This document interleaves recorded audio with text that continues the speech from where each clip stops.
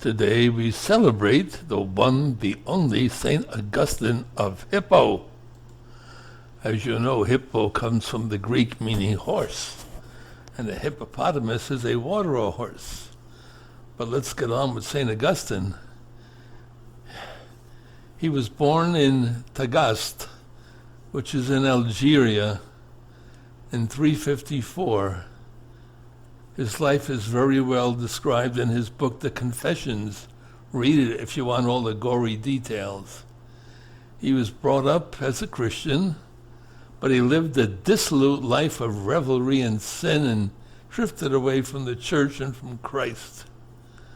As he wrote, I kept it in the recesses of my heart, and all that presented itself to me without that divine name, though it might be elegant, well written, and even replete with truth, did not altogether carry me away. That's from his book, The Confessions.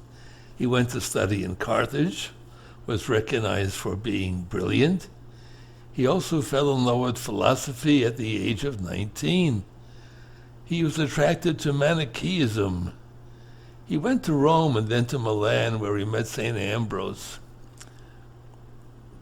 He received baptism, and soon after his mother, St. Monica, died, with the knowledge that all she had hoped for in this world had been fulfilled, he went to Africa, back to his home of Tagaste, in Algeria.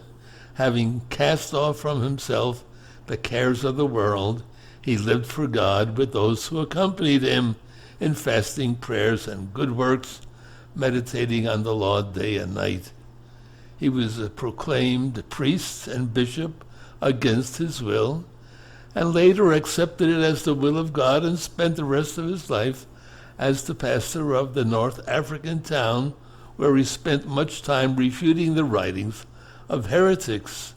He also wrote The City of God against pagans who charged that the fall of the Roman Empire, which was taking place at the hands of the Vandals, was due to the spread of Christianity. In 430, Hippo was under siege by the Vandals. Augustine died on August 28th at the age of 76.